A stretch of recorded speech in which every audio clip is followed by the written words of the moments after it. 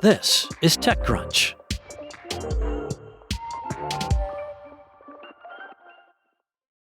The drive to discover the next big thing in AI has funded some pretty ambitious projects, but one company is taking it as a chance to rebuild computing architecture from the ground up. Led by Naveen Rao, formerly the head of AI at Databricks, unconventional AI promises to make inference processing vastly more power efficient. The secret weapon? A new kind of oscillator-based computer architecture. On Thursday, the company released its first model AI called UNO, an image generation system tool that shows for the first time how the company's technology can replicate conventional AI systems. In an accompanying new paper, the company's research team detailed how they built a fully functional image generation model using a software simulation of the new architecture, one that performs just as well as state-of-the-art diffusion models. Rao told TechCrunch, "This is the hello world of a new kind of computer. Over the next year, you're going to start seeing some pretty interesting news around this." The output for the new UNO model is similar to that of image generation models like Stable Diffusion or OpenAI's GPT Image 1. The impressive part is how it arrives at that performance. The model is built on an oscillator-based architecture that is completely different from the chips that power conventional computing and traditional LLMs. The advantages of the oscillator-based computing are complex, but Rao believes it will ultimately reduce power use by as much as 1,000 times. Much of the infrastructure to get there is still being built. The current version of UNO runs on a software simulation of unconventional oscillator chips, but the company plans to release schematics for an actual chip soon. From there, the plan is to build an entire inference stack from the ground up, with unconventional AI eventually supplying compute capacity just like any other provider. Rao said, "We will build a new kind of system composed of our chips. We will run AI models there, and we will have a network cable where prompts come in and inferences go out. But it will be done at 1/1000th of the power."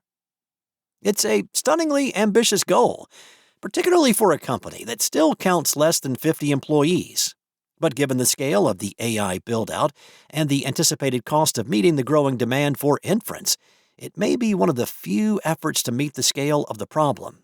As Rao sees it, the available supply of power will be one of the hard limits for AI in the years to come, and unconventional is one of the few projects able to address it.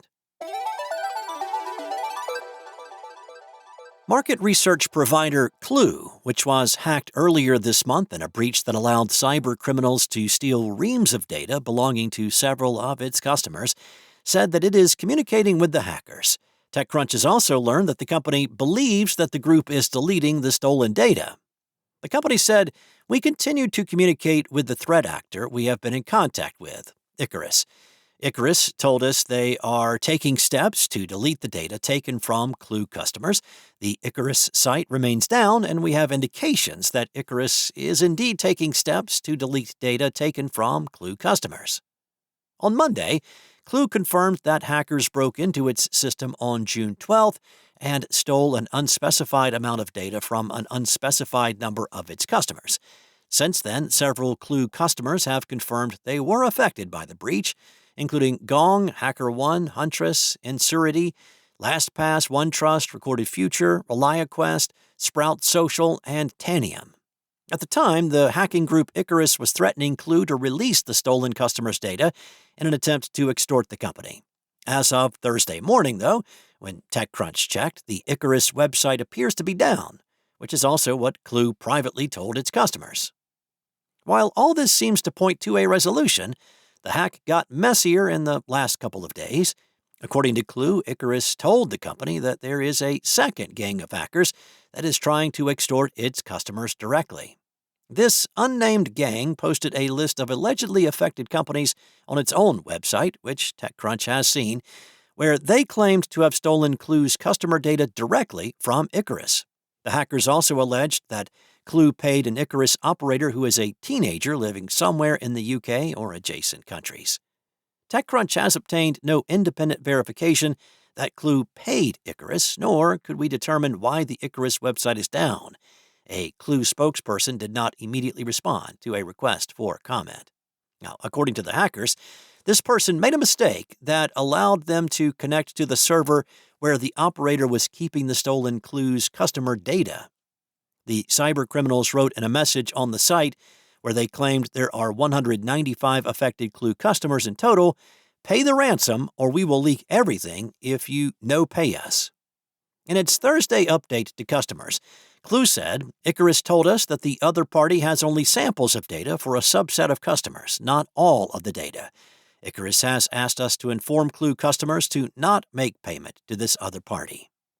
Klue suggested its customers who are in touch with this second group of hackers to ask for a random sample of data as proof that the hackers really possess the data they claim to have. The company previously said that the hackers stole customers' data by using a 2022 third-party credential that was part of a limited pilot. The hackers then used their access to Klue's systems to steal customers' authentication keys and log into their clouds and databases. Klue has not provided more details about this stolen credential, such as who it was assigned to or why it was not revoked in the last 4 years. That's all for now. For the latest tech news, go to TechCrunch.com.